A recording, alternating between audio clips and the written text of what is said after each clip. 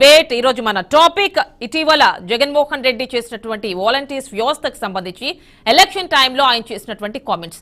దీనికి సంబంధించి స్టూడియోలో ఉన్నారు వైసీపీ నుంచి సత్యనారాయణ గారు, టీడీపీ నుంచి శ్రీనివాస్ చౌదరి గారు, అదేవిధంగా సిపిఎం నుంచి వెంకటేశ్వర్లు గారు. ఫస్ట్ ఆఫ్ ఆల్ ఒకసారి మనం సత్యనారాయణ గారి దగ్గరికి వెళ్దాం. సత్యనారాయణ గారు, ఇందాక మాట్లాడుతూ ఒక టాపిక్ వచ్చింది. సో చెత్త గురించి, అంటే చెత్త పైన అంటే ఇంత అవసరాల్లో ఉన్నారు, వాళ్ళకి ఆ పథకాలు ఇవ్వాలి, ఈ పథకాలు ఇవ్వాలి అనుకున్నప్పుడు ప్రతి ఇంటి నుంచి చెత్తకి కూడా పన్ను వసూలు చేయాల్సిన అవసరం ఉందంటారా? జస్ట్ బ్రీఫ్ చేయండి చాలు. ఈ రోజు మన టాపిక్ అది కాదు, కాకపోతే టాపిక్ లో వచ్చింది కాబట్టి అడగాల్సి వచ్చింది. అమ్ని గారు చెప్పండి. గ్రామ పంచాయతీల్లో ప్రస్తుతం ప్రతి గ్రామ పంచాయతీని ఒకసారి వెరిఫై చేసుకోమనండి. గత ప్రభుత్వానికి ఇప్పటికీ తేడా ఏంటో తెలుస్తుంది. ముఖ్యంగా అభివృద్ధి అంటే మానవ అభివృద్ధి కూడా చూడాలి ఒక పక్క. ఈరోజు ఆంధ్రప్రదేశ్లో ఉన్నటువంటి పేద ప్రజలందరూ కూడా ఆర్థికంగా నిలదొక్కున్నారంటే అది కేవలం జగన్మోహన్ రెడ్డి గారు ఇచ్చినటువంటి సంక్షేమ కార్యక్రమాలు, పథకాలు కూడా. ఇంకొక పక్క గ్రామ పంచాయతీ గురించి మీరు చెప్తున్నారే, ఇప్పుడు మన సిపిఐ నుంచి వెంకటేశ్వర్లు గారు చెప్పారు. 15th ఫైనాన్స్ గురించి చెప్పాలంటే బీజేపీ ప్రభుత్వం ఏమి ఇవ్వలేదన్నారు మీరు, అది వాస్తవం కాదు సార్. అది 15th ఫైనాన్స్ ఇవ్వండి. మా విలేజ్ కి సుమారుగా ఈ 3 years లో 45 lakhs అబౌవ్ వర్క్స్ చేస్తాం సార్ మేము 15th ఫైనాన్స్ నుంచి. వాటర్ పైప్ లైన్ ఉండి, రోడ్లు ఉండి, డ్రైన్ ఉన్నాయి. అలాగే గ్రామ పంచాయతీకి, ప్రతి గ్రామ పంచాయతీకి కూడా వాళ్ళు వైఎస్ జగన్మోహన్ రెడ్డి గారి ప్రభుత్వంలో 20 లక్షల రూపాయలు ఒక సచివాలయానికి నిధులు కేటాయించారు. ఆ సచివాలయం నిధులతో అక్కడ శానిటేషన్ చేయించుకోవచ్చు, ఎలక్ట్రికల్ చేయించుకోవచ్చు, రోడ్స్ చేసుకోవచ్చు, డ్రైన్స్ చేసుకోవచ్చు.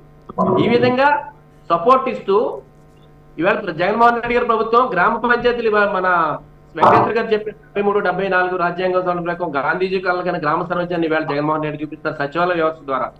గతంలో ప్రభుత్వం పథకాలు పొందాలంటే ప్రతి ఆఫీస్ కి అధికారుల చుట్టూ ప్రదక్షిణాలు చేసే పరిస్థితి ఉండి రాష్ట్రంలో ఉన్న ఆంధ్రప్రదేశ్ ప్రజలందరూ ఈవేళ ఆ పరిస్థితి పోయి వాలంటీర్సే నేరుగా ప్రజల వద్దకు వెళ్లి వాళ్ళకి కావాల్సిన సర్టిఫికేట్, బర్త్ సర్టిఫికేట్ అవనండి, డెత్ సర్టిఫికేట్ అవనండి. సత్యనారాయణ గారు, ఇదే ప్రాబ్లం.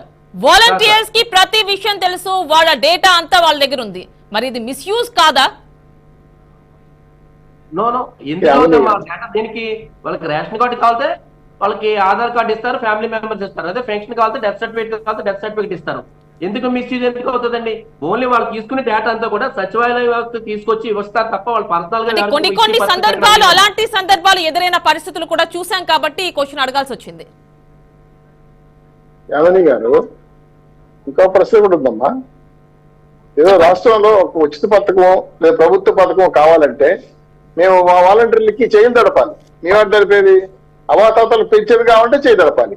ఈ రోజు ఎస్సీ ఎస్సీ పెన్షన్లు కావాలంటే చేయి తడపాలి. ఒక్క నిమిషం వినండి సార్.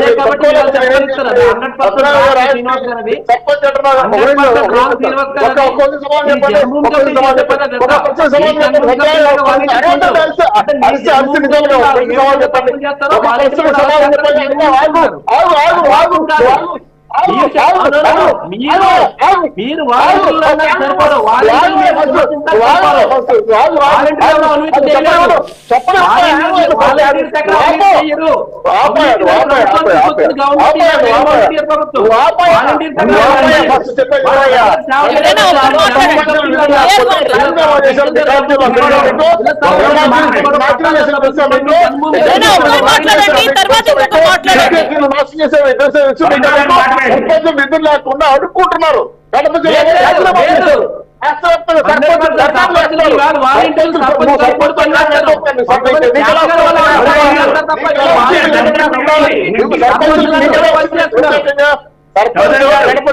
సొంత నియోజకవర్గంలో అడుక్కుంటున్నారు, రాజీనామా చేశారు.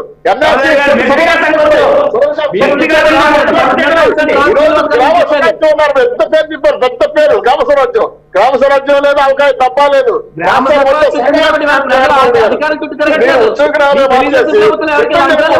అడ్డుపడి మాట్లాడుతుంటే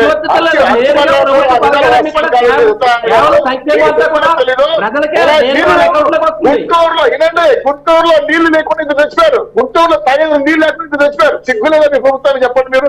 గుంటూరులో తగిన నీళ్ళు లేకుండా మీ ప్రభుత్వం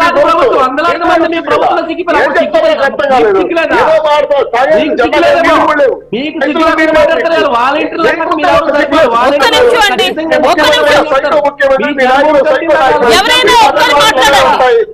శ్రీనివాస్ చౌదరి గారు, సత్యనారాయణ గారు,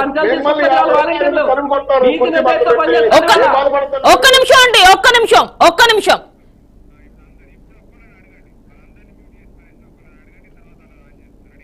ఓకే, వెంకటేశ్వర్లు గారు మీరు చెప్పండి ఆన్సర్. అంటే ఈ డేటా అంతా కూడా గ్రామ వాలంటీర్స్ దగ్గర ఉంటోంది. ఏ అవసరం ఉన్నా కూడా అక్కడ పెద్దవారు కావచ్చు, ఎవరికైనా గ్రామంలో అవసరం ఉంటే వాళ్ళ దగ్గరికి వెళ్లి, గుమ్మంలోకి వెళ్లి అదంతా తీసుకుని ఆ పని చేసి పెడుతున్నారు. అది డాక్యుమెంట్స్ అయినా, ఎంతో వాల్యుబుల్ డాక్యుమెంట్స్ అయినా కావచ్చు అని అంటున్నారు. ఇంతకుముందు మీరే చూశారు, సత్యనారాయణ గారి నోటితో ఆయన ఒప్పుకున్నారు. మరి ఇలాంటి సందర్భంలో దీన్ని మిస్యూజ్ చేసే అవకాశం చాలా వరకు ఉంది కదా. ఇలాంటి సందర్భాలు కూడా చూసాం మనం.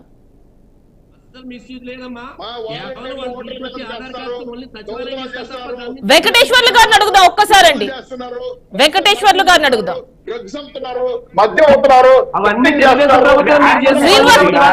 శ్రీనివాస్ చౌదరి గారు, సత్యనారాయణ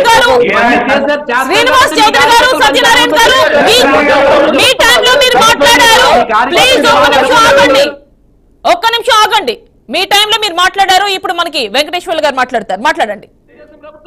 హలో బ్రదర్, సబ్జెక్ట్ లో మాట్లాడదాం, ముగ్గురు మాట్లాడదాం. సబ్జెక్ట్ పరంగా మాట్లాడితే ఉపయోగం, వ్యక్తిగత కృషి ఏం ఉపయోగం? అమ్మా చెప్పమ్మా, చెప్తాలి. ఇప్పుడు వాల్యుబుల్ డాక్యుమెంట్స్ కి సంబంధించిన ఇన్ఫర్మేషన్ అంతా కూడా వాలంటీర్స్ దగ్గర ఉంటుంది. ఎందుకంటే వాళ్ళు హెల్ప్ చేస్తున్నారు కాబట్టి వాళ్ళ త్రూ వెళ్తున్నాయండి ఇది. సో మరి ఈ ఇన్ఫర్మేషన్ వీళ్ళ దగ్గర ఉన్నప్పుడు మిస్యూజ్ అయ్యే ఛాన్సెస్ ఉన్నాయి కదా. ఇప్పుడు మేమేం చెప్తున్నామంటే, అదే ప్రభుత్వ ఉద్యోగులుగా మీరు గుర్తిస్తే రేపు ఈ గవర్నమెంట్ పోయినా ఇంకొక గవర్నమెంట్ వచ్చినా వాళ్ళకు ఉపయోగపడుతుంది కదా, దానివల్ల ఇబ్బంది ఏం లేదు కదా. కానీ సమస్య ఎక్కడుందంటే, రాజకీయ ప్రయోజనాల కోసం నియమించుకుంటే ఇది తప్పు. అందుకోసమే ప్రభుత్వ ఉద్యోగులుగా ఉంటే వాళ్ళు జవాబుదారీతనం ఉంటుంది, పద్ధతి ఉంటుంది, ప్రజల్ని మోసం చేయడానికి అవకాశాలు ఉండవు. అదేంటి మరి జాబ్ క్యాలెండర్ ఏది ప్రతి సంవత్సరం? వెంకటేశ్వర్లు గారు, జాబ్ క్యాలెండర్ ఏది ప్రతి సంవత్సరం అడిగితే మేము ఇచ్చాం కదా ఉద్యోగాలు వాలంటీర్స్ గా అంటున్నారు. మరి ఆ ఉద్యోగాలు ఎలా పనికిరావంటారా? ఇప్పుడు ఈ వాలంటీర్ అనే పదమే ఉద్యోగం కాదమ్మా. దాని తెలుగు అర్థం ఏమంటే స్వచ్ఛందంగా. వైసీపీ గవర్నమెంట్ చెప్తోంది కదండి, వైసీపీ గవర్నమెంట్ చెప్తోంది కదా. వాలంటీర్ అనే పదమే మార్చాలి. అట్లా అనుకుంటే వాలంటీర్ పదం మార్చి ప్రభుత్వ ఉద్యోగులు అనాలి, లేకపోతే అవుట్ సోర్సింగ్ అనాలి, కాంట్రాక్ట్ ఎంప్లాయీస్ అనాలి. వాలంటీర్లు అంటున్నారంటేనే అధికార పార్టీ తమ ప్రయోజనాల కోసం నియమించుకున్నదనేది ఎవరన్నా అనుమానం పడాలంటున్నామంటే మేమంటామంటే వాళ్ళు వాలంటీర్లు అనే పదము కరివేపలాకు ఉపయోగించుకోవద్దు. నిజంగా మీకు ప్రభుత్వానికి చిత్తశుద్ధి ఉంటే, నిజంగా ఉంటే వాళ్ళని ప్రైవేట్ గాను అవుట్ సోర్సింగ్ గాను ఎంప్లాయీస్ గా గుర్తించండి, కనీస వేతనం ఇవ్వండి, ఉపాధి కల్పించిన వాళ్ళు అవుతారు. రేపు ఈ గవర్నమెంట్ పోయి ఇంకొక గవర్నమెంట్ వచ్చినా వాళ్ళు ఉపయోగపడతారు. అప్పుడు ఎవరిది తస్కరించారు, ఎవరు దొంగతనం చేశారు, డేటా ఏం చేశారు అనేది కూడా నెక్స్ట్ గవర్నమెంట్ వచ్చింది అనుకో వాళ్ళు కూడా ఉపయోగపడతారు కదా.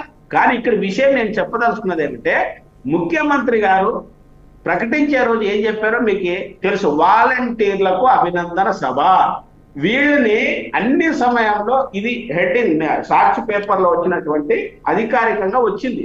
ఇందులో వచ్చింది ఏం చెప్పారంటే, మీరంతా రేపు సిద్ధమా సిద్ధమా సిద్ధమా అని 3 సార్లు చెప్పారు. మేము అభ్యంతరం ఎక్కడ వ్యక్తం చేస్తున్నామంటే, వీళ్ళని ఉద్యోగులుగా గుర్తించినారనుకోండి వాళ్ళు జవాబుదారీగా ఉంటారు. సరే, తెలుగుదేశం వాళ్ళకు మేము సూచించేది ఏమంటే, మీ వీళ్ళు ఉద్యోగులుగా మీ ప్రభుత్వం వస్తే వీళ్ళు ఉద్యోగులుగా గుర్తిస్తారా? మీరు చెప్పండి, ఉద్యోగులుగా గుర్తిస్తారా? మీరు వైసీపీ వాళ్ళు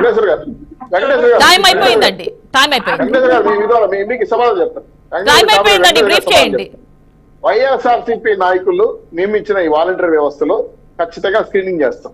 ఎవరైతే నేర ప్రభుత్వంలో ఉన్నారో తీసాడు బారేస్తాం, వైఎస్ఆర్సీపీ కార్యకర్తగా క్వాలిఫికేషన్ లేకుండా జాబ్ కు సంబంధించిన క్వాలిఫికేషన్ లేకుండా తీసుకురాస్తాం. నిజాయితీగా రైట్ అండి. ఓకేనండి. ఉద్యోగులకు గుర్తించి ప్రభుత్వం ఓకేనండి. Thank you so much for participating.